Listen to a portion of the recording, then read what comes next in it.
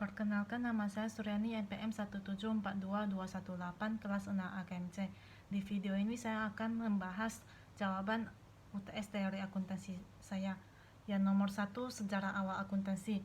Lahirnya pencatatan berpasangan melalui berbagai skenario, antara lain yang pertama, kebudayaan Chaldean, Babilonia, Assyria, dan Sumeria. Di kebudayaan ini sudah menemukan pemerintahan terorganisasi pertama di dunia, termasuk beberapa bahasa tulisan tertua, catatan usaha tertua. Yang kedua, kebudayaan Mesir. Di kebudayaan Mesir ini, para juru tulisannya menjadi titik pusat di mana keseluruhan mesin perbendaharaan dan bagian-bagian lainnya berputar.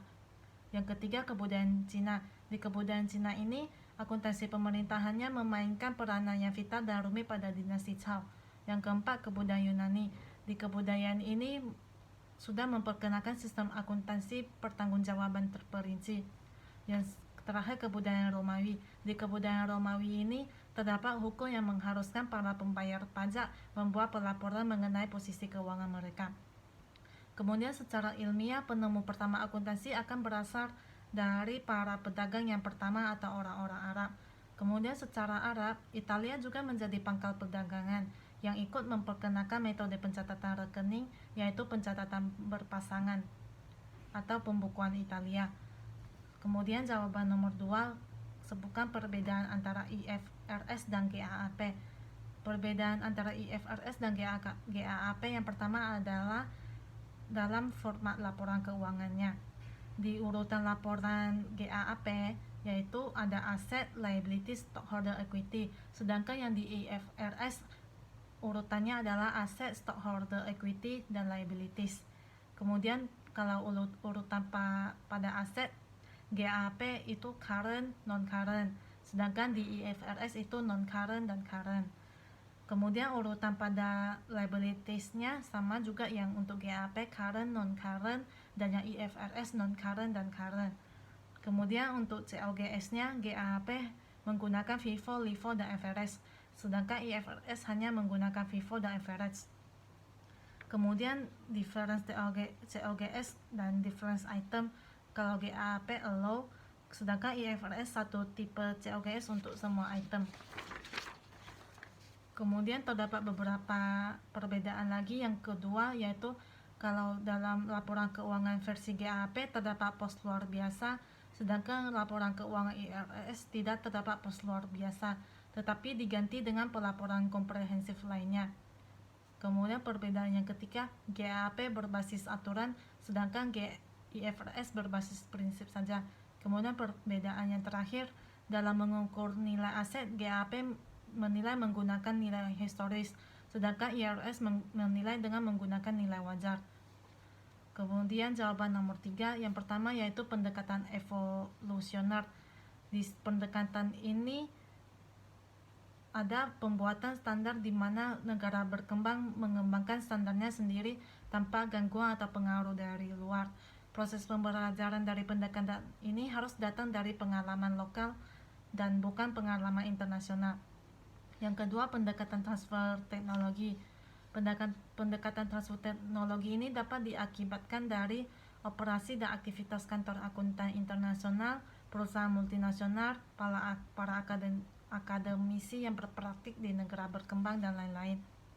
Kemudian yang ketiga, penggunaan standar akuntansi internasional. Yang di sini yaitu bergabung dengan International Accounting Standard Committee. Dan yang kedua, keuntungan dari pengguna standar akuntansi internasional terbagi menjadi 5. Yang pertama, bergabung dengan harmonisasi internasional. Yang kedua, memperkecil biaya persiapan dan pembuatan standar akuntansi. Yang ketiga, memfasilitasi pertumbuhan investasi asing. Yang keempat, memungkinkan profesi ini meniru standar profesional.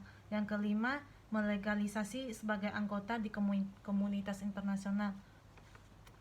Kemudian yang terakhir yaitu strategi situasional.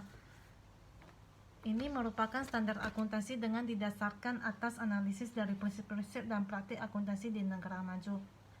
Kemudian strategi ini perlu dilakukannya pertimbangan pada faktor-faktor yang menentukan perkembangan akuntansi di negara berkembang. Lama-kelamaan jumlah dari standar-standar ini akan membentuk sistem pelaporan dan pengungkapan dari negara berkembang. Kemudian kalau di Indonesia ini dia menggunakan pendekatan 3 dan 4, yaitu pendekatan penggunaan standar akuntansi internasional dan pendekatan strategi situasional.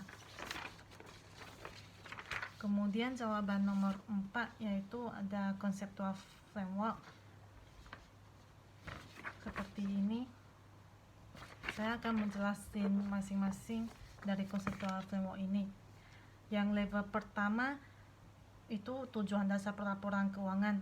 Tujuan dari pelaporan keuangan ini untuk tujuan umum, yaitu untuk menyediakan informasi keuangan tentang entitas yang berguna untuk investor modal potensial, kreditur, peminjam sekarang maupun masa depan dalam pengambilan keputusan tentang penyediaan sumber daya untuk entitas. Kemudian saya akan jelasin untuk conceptual framework yang level kedua. Yang pertama ada kualitas fundamental relevan. Informasi memiliki kualitas relevan jika dapat mempengaruhi keputusan ekonomi pengguna dengan membantu mereka mengevaluasi masa lalu, masa kini atau masa depan, dan menegaskan atau mengoreksi hasil evaluasi pengguna masa lalu. Kemudian yang kedua itu kualitas fundamental penyajian jujur atau faithful representation. Penyajian jujur adalah angka dan deskripsi yang dicantumkan di laporan keuangan dengan kenyataan yang benar-benar ada yang terjadi. Kemudian kelengkapan adalah informasi dalam laporan keuangan harus lengkap dalam batasan materialitas dan biaya. Kemudian netralitas adalah informasi akuntansi yang disajikan diarahkan pada kebutuhan umum pengguna dan tidak bergantung pada kebutuhan dan keinginan pihak tertentu. Kemudian yang ketiga free from error. Maksudnya di sini informasi keuangan dikatakan akurat jika bebas dari saji yang material. Kemudian yang ketiga itu kualitas meningkatkan atau enhancing quantities. Di sini ada comparability, verifiability, timeliness, dan understandability. Yang pertama, comparability itu adalah informasi akuntansi harus mempunyai nilai daya banding antar periode, antar perusahaan untuk mengidentifikasi posisi dan kinerja keuangan. Kemudian yang kedua, tepat waktu atau timeliness. Berarti informasi disediakan kepada pengambil keputusan sebelum informasi tersebut kehilangan kapasitas untuk mempengaruhi pengambilan keputusan. Yang ketiga adalah verifiability atau standar. Maksudnya di sini ketika laporan keuangan diuji oleh pihak yang independen dengan metode yang sama menghasilkan keputusan atau hasil yang sama. Yang keempat yaitu understandability, dapat dipahami. Maksudnya di sini ketika kualitas informasi yang ditampung dalam laporan keuangan adalah kemudahannya untuk segera dapat dipahami oleh pengguna. Kemudian yang untuk level kedua ada elemen. Elemen ini dibagi menjadi 5 yaitu aset, liabilities, ekuitas, penghasilan, dan biaya.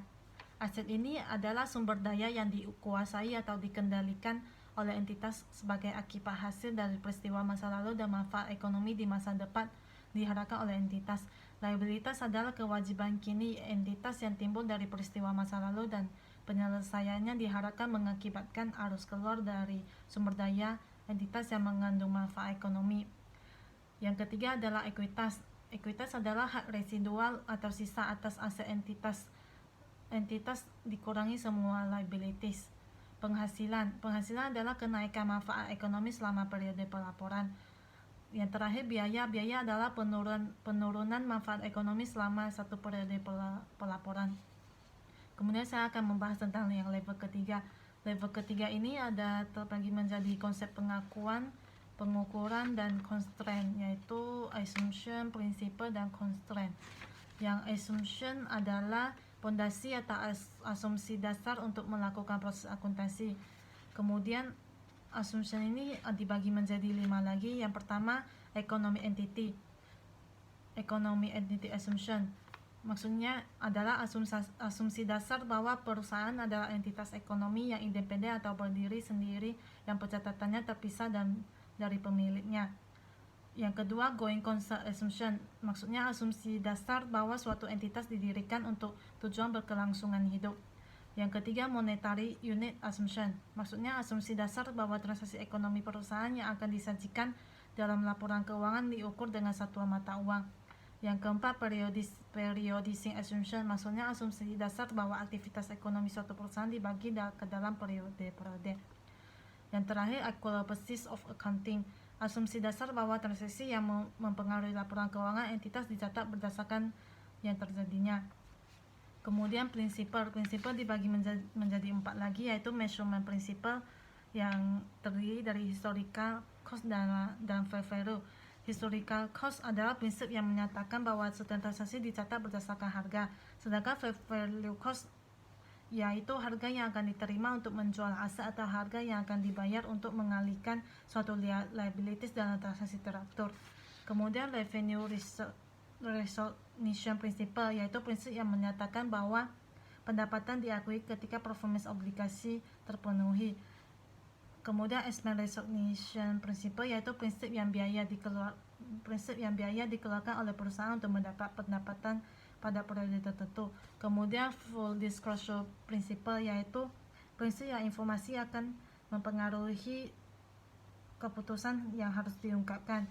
Kemudian yang terakhir yaitu cost constraint. Cost constraint adalah akuntan diperbolehkan untuk tidak menyajikan informasi akuntansi.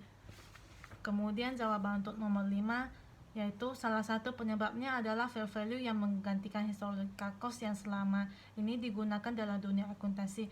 Historical cost dianggap tidak mampu menyediakan informasi keuangan yang relevan dikarenakan semakin rumit dan data yang digunakan sudah tidak lagi menggambarkan kondisi perusahaan yang sebenarnya. Sekian dari saya, terima kasih.